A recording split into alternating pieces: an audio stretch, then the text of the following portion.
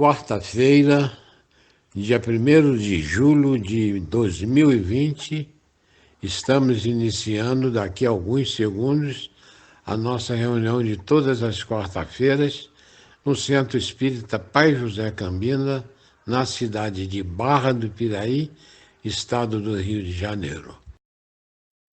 Para informação a vocês, estamos necessitados de gêneros alimentícios para compor a nossa cesta básica das pessoas que assistimos. Estaremos relacionando do lado os alimentos que compõem a cesta básica, bem como o endereço de entrega. E logo abaixo estaremos também dando a conta, se alguém quiser doar algum donativo, tem a conta do Centro Espírita Pai José Cambina na Caixa Econômica e estaremos informando ao lado. Para dar início à nossa sessão, estamos passando a palavra para a nossa irmã Márcia, que estará fazendo a prece de abertura, e logo a seguir teremos a leitura de uma página pelo nosso irmão José Luiz. Uma boa noite a todos e que Deus nos abençoe.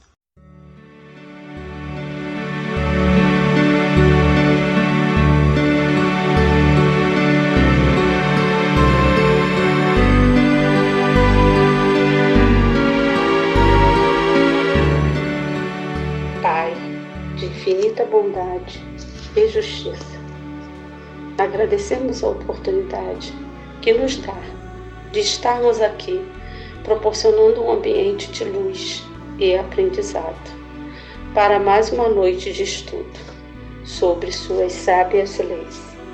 Rogamos para que cada um de nós possa aproveitar este momento que sua misericórdia nos concede. Inspire nosso palestrante, que suas palavras possam tocar nosso coração, fortalecendo-nos a fé e a convicção no seu amor. Senhor de luz, agradecidos estamos por tudo que recebemos, sentimos todas as bênçãos derramadas neste ambiente e que possamos desfrutar dessa paz, buscando levar essas energias para refazimento e equilíbrio. Que nós possamos a cada dia, Senhor, nos esforçarmos para ter essa chama divina que temos certeza que habita já em nossa consciência, em nossos corações, exercitando sempre o melhor em nosso ser. Que aprendemos a cada dia dar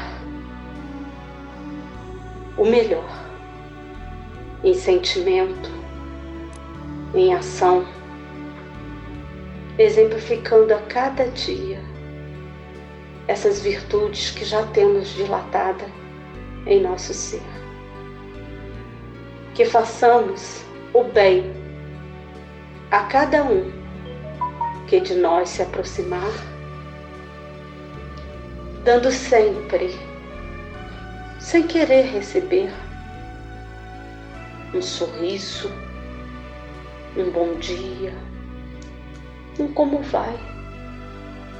Doar, Senhor, o nosso ombro amigo, para poder escutar nosso semelhante em suas dificuldades diárias.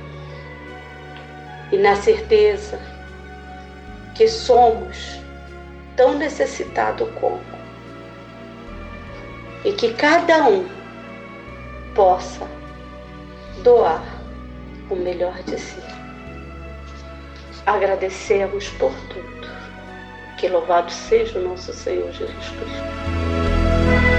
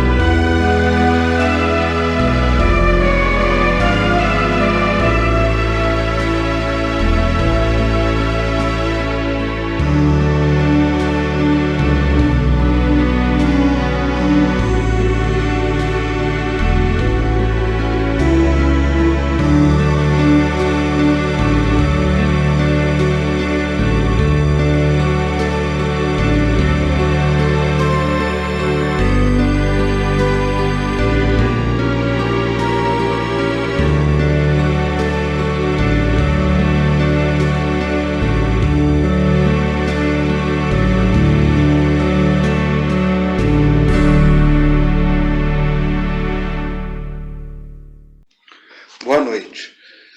Do livro Vinha de Luz, de Francisco Cândido Xavier, pelo Espírito Emmanuel. Filhos da luz. Andai como filhos da luz. Paulo, Efésios, capítulo 5, versículo 8. Cada criatura dá sempre notícias da própria origem espiritual. Os atos, palavras e pensamentos constituem informações vivas da zona mental de que procedemos. Os filhos da inquietude costumam abafar quem os ouve em mantos escuros de aflição. Os rebentos da tristeza espalham o nevoeiro do desânimo. Os cultivadores da irritação fulminam o espírito da gentileza com os raios da cólera. Os portadores de interesses mesquinhos ensombram a estrada em que transitam, estabelecendo escuro clima nas mentes alheias. Os corações endurecidos geram nuvens de desconfiança por onde passam. Os afeiçoados à calúnia e à maledicência distribuem venenosos quinhões de trevas com o que se improvisam grandes males e grandes crimes. Os cristãos, todavia, são filhos da luz, e a missão da luz é informe e insofismável. Beneficia a todos sem distinção. Não formula exigências para dar. Afasta as sombras sem alarde. Espalha alegria e revelação crescente. Semeia renovadas esperanças. Esclarece, ensina, ampara e irradia-se. Agora, depois da leitura da página, o estudo da noite. Boa noite. Boa noite a todos os nossos irmãos de Barra do Piraí, do Centro Espírita Pai José Cambinda. É com muita alegria que nós temos essa oportunidade do estudo, de podermos nos encontrarmos no entorno do Evangelho de Jesus. Sou muito grato pela oportunidade, pelo convite ao estudo do Evangelho, com muita esperança de que muito em breve nós poderemos nos reunir novamente nas quartas-feiras, nos reunir fisicamente, no olho, nos abraçarmos, como sempre foi de costume. E tenho certeza que tudo isso que nós estamos vivendo nesse momento passará muito em breve, e nós poderemos nos reencontrar fisicamente. Hoje a tecnologia nos proporciona a oportunidade de nos encontrarmos de forma virtual, como estamos fazendo. Mas tenho certeza que muito em breve nós poderemos novamente olharmos nos olhos, nos abraçarmos, confraternizarmos como irmãos, como sempre fizemos. Então agradeço a oportunidade que a casa está me dando de poder participar desse estudo sobre o Evangelho de Jesus. E hoje, infelizmente, com um tempo muito menor do que nós estamos acostumados, mas escolhi um tema que eu tenho certeza que vai ser bastante interessante. Eu tenho certeza que vai dar oportunidade de nós podermos refletir, de nós podermos meditar bastante. E tenho certeza também que todos nós, ao final de tudo isso que nós estamos vivendo, todos nós sairemos melhores desse momento que a humanidade passa, em especial nós brasileiros. Nós sabemos que tudo aquilo que nós vivemos é uma necessidade nossa, é uma necessidade de aprendizado. E nós, espíritas particularmente, nós somos alertados, nós somos preparados para esse momento já há muito tempo. Toda a literatura espírita fala de momentos difíceis, toda a literatura fala da necessidade da reforma íntima, toda a literatura fala da necessidade do trabalho. E nós estamos vivendo esse momento em que, quando nós olhamos à nossa volta, nós encontramos pessoas desesperadas de todas as ordens, com medo, ansiosas. Nós compreendemos, é natural. Nós particularmente não temos o que temer, porque nada pode nos acontecer de fato. Nós vemos as pessoas preocupadas com a situação econômica, e é realmente algo muito preocupante. As pessoas estão preocupadas com seus entes queridos. As pessoas estão preocupadas, inclusive, de forma muito altruísta, com aqueles que não podem se proteger, aqueles que vivem nas ruas. As pessoas estão preocupadas com a questão do comércio. Nós compreendemos isso tudo. Mas com muita alegria, meus irmãos, com muita alegria mesmo. Sejamos fortes, porque isso é a grande oportunidade do nosso testemunho. É a oportunidade do testemunho da fé. Vamos servir. As pessoas estão sofrendo tanto. Vamos dar mensagens de consolo, de esperança. Vamos protegermos-nos na medida do possível, na certeza de que nada de fato pode nos acontecer. Primeiro, que a morte não existe. Segundo, que aquilo que de material acreditamos nos pertencer não nos pertence. São empréstimos e que do qual nós temos que dar contas e daremos contas com responsabilidade, naturalmente. Então, para o estudo de hoje, meus irmãos, eu pensei em nós estudarmos o capítulo 13 do Evangelho de Lucas.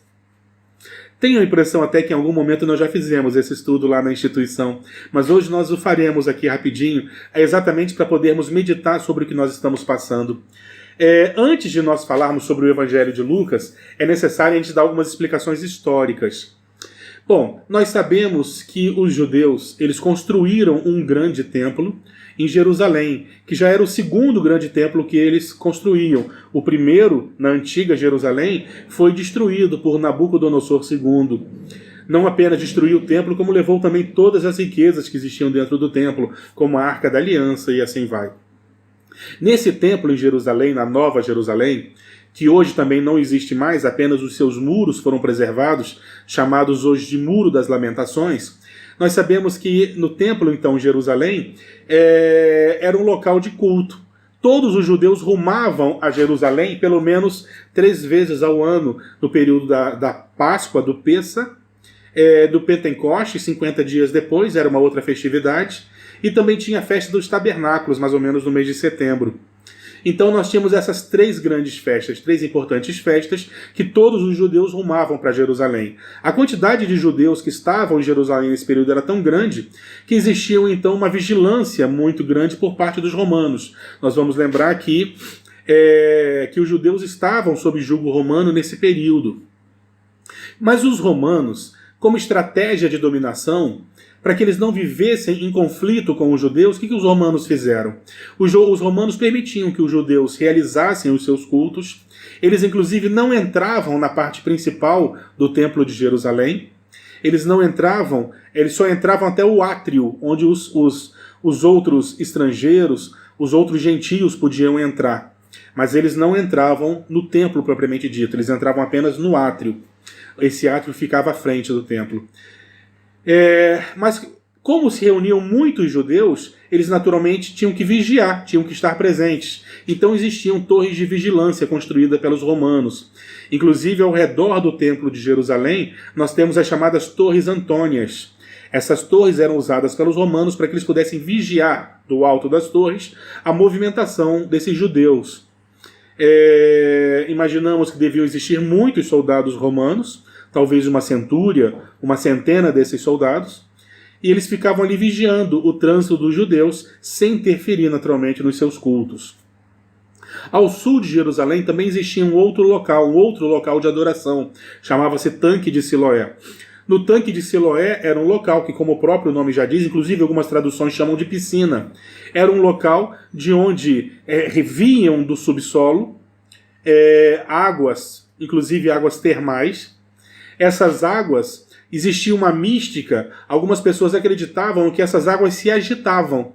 E toda vez que essas águas se agitavam, aquela primeira pessoa enferma que caísse nessas águas se restabelecia da doença. Acreditavam então que os anjos agitavam essas águas e a primeira pessoa que caísse nessa água então ficava curada da sua enfermidade. Talvez fosse por isso que ficava sempre muitos enfermos ao redor desse tanque aguardando a água se agitar. Inclusive tem uma passagem com Jesus num desses tanques, numa dessas ocasiões, me desculpem. E lá também existia uma torre chamada Torre de Siloé. E naquele tempo houve um grande acidente. Uma dessas torres, a Torre de Siloé, ela cai, ela se quebra e mata 18 judeus, 18 galileus. Então assim começa essa passagem. Está lá no Evangelho de Lucas, aqueles que quiserem acompanhar, acho interessante acompanharem com o Evangelho. Evangelho de Lucas, capítulo 13. Ela começa exatamente assim. Uma pessoa que nós não sabemos quem é se aproxima de Jesus e pergunta se ele estava sabendo dos galileus, cujo sangue Pilatos havia misturado ao sangue dos sacrifícios. Em outras palavras, uma pessoa se aproximava de Jesus e perguntava se Jesus estava sabendo daquele acidente que havia matado 18 galileus. E Jesus teria respondido para eles algo mais ou menos assim: cuidais vós que esses galileus foram mais pecadores do que todos os outros galileus, por terem padecido tais coisas? Não vos digo, todos de igual modo podeis padecer tais coisas. E aqueles 18, cuidais que foram mais pecadores do que todos os outros galileus que habitam Jerusalém? Se não se arrependerem, de igual modo podeis padecer, todos vós podeis padecer.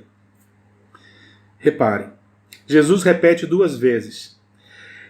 Vocês acham que aqueles galileus que morreram no acidente, eles eram mais pecadores do que todos os outros galileus?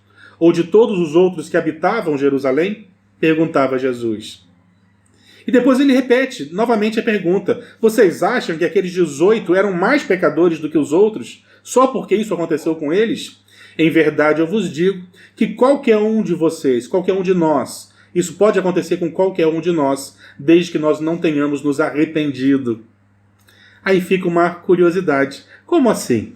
Nós nos acostumamos a falar ou a pensar que coisas ruins só acontecem com aqueles que fazem por merecer, que só acontece com quem merece. E Jesus vai dizendo que não, que aquilo que aconteceu com aqueles 18 pode acontecer com qualquer um. Ué, mas é tão diferente de tudo aquilo que eu penso, Guilherme. Como é que pode? Quer dizer que pessoas boas podem padecer coisas ruins? Claro. Coisas ruins acontecem com qualquer pessoa, sendo ela boa ou sendo ela ruim, tendo ela feito por merecer ou não, segundo Jesus nessa passagem no capítulo 13 do Evangelho de Lucas. Agora vamos a Allan Kardec. Vamos ver o que Allan Kardec fala sobre isso. Allan Kardec fala que existem 2 situações. Isso está no Evangelho segundo o Espiritismo. Existem as provas e existem as expiações. Qual a diferença entre as provas e as expiações? As provas são as vicissitudes do mundo de provas e expiações que nós vivemos.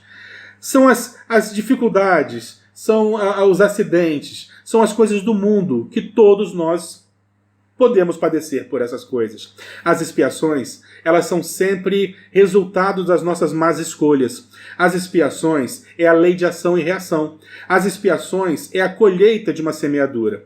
De uma sementeira, se eu semeio coisas ruins vão me acontecer. Se eu semeio coisas boas vão me acontecer. Isso é uma expiação. A expiação normalmente é a oportunidade que nós temos do retorno. É a oportunidade que nós temos de expiar aquilo de mal que nós fizemos no sentido educativo. Já as provas não. As provas, inclusive, boa parte delas podem ser evitadas. Nós vivemos num mundo de provas e nós temos como evitar boa parte das provas.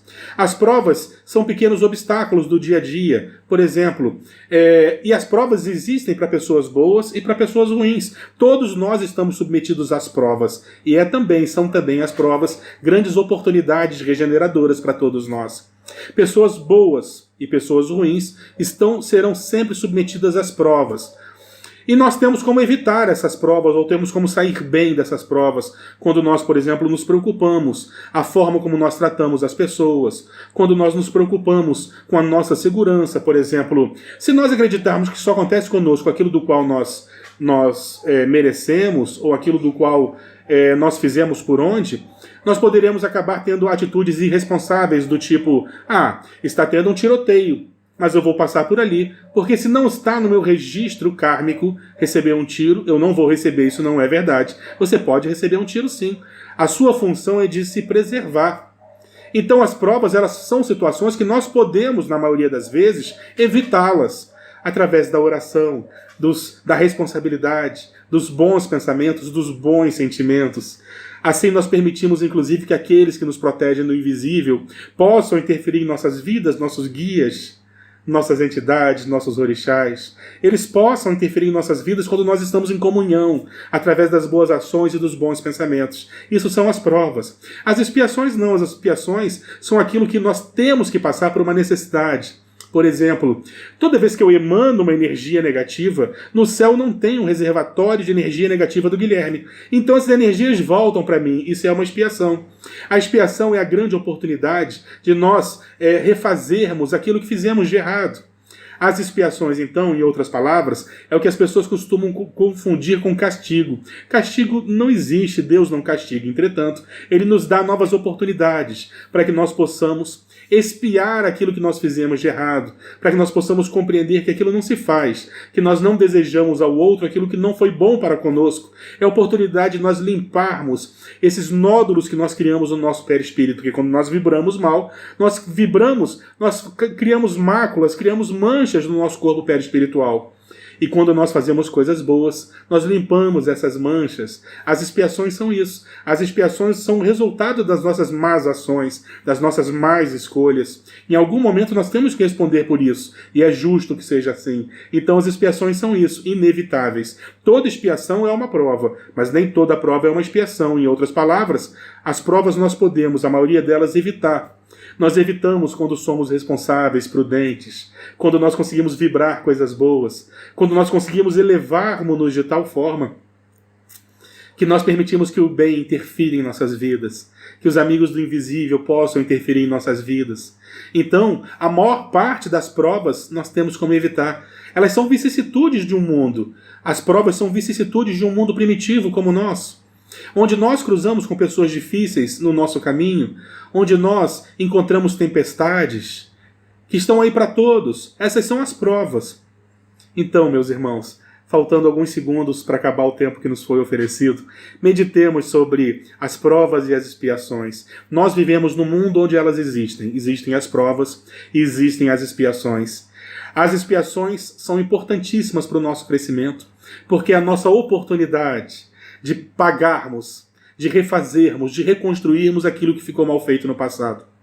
E as provas são também oportunidades de progresso, mas as provas, as dificuldades, as vicissitudes desse mundo, elas podem ser evitadas quando nós agimos com responsabilidade, com muito amor no coração.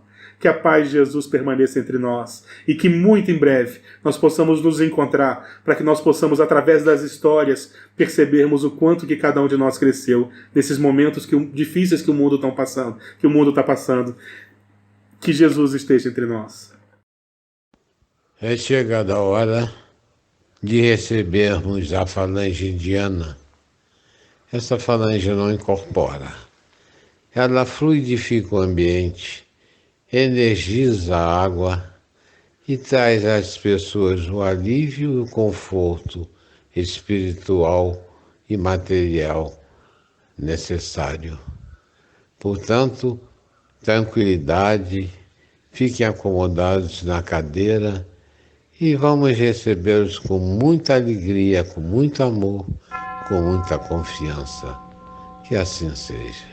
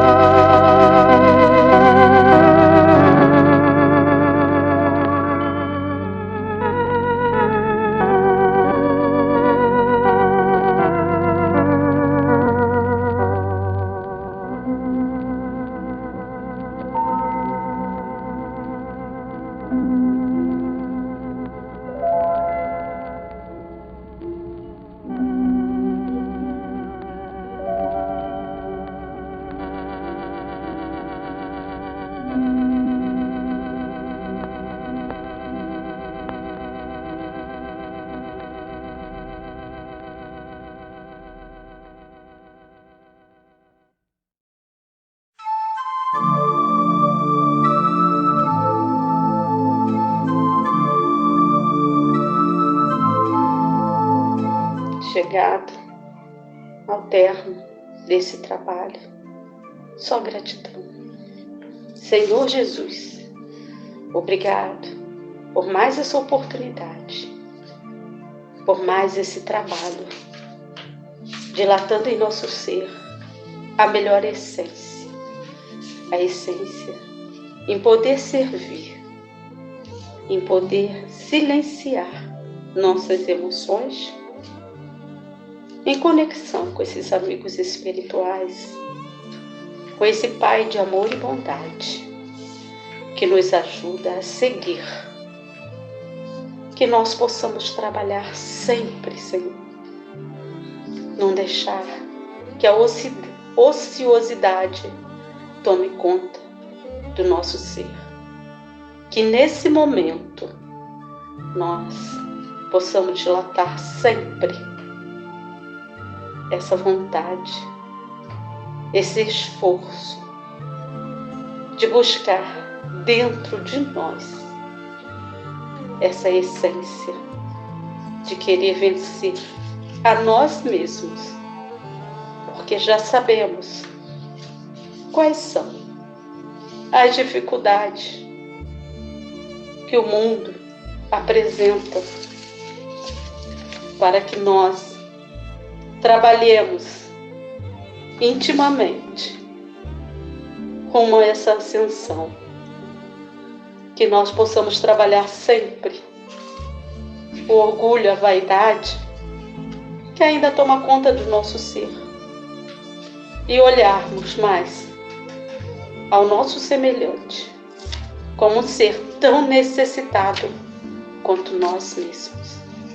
E sabemos que essa luz divina que nos envolve, que é tratado, que é legado, desenvolvido a cada trabalho na casa de Pai José Cambinda, e que nós possamos estar sempre em conexão e darmos os melhores em energia e sentimento, para que a cada dia sejamos melhor. Hoje, em relação ao nosso ontem, e que nosso hoje possa ser bem amparado para que nosso futuro seja promissor. Agradecemos, encerrando com um louvado seja o nosso Senhor Jesus Cristo.